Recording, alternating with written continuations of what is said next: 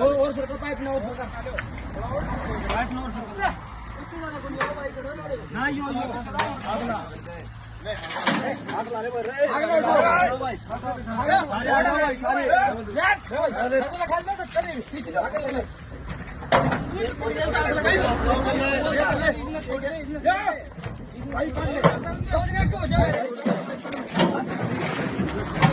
पानी मार दी जल्दी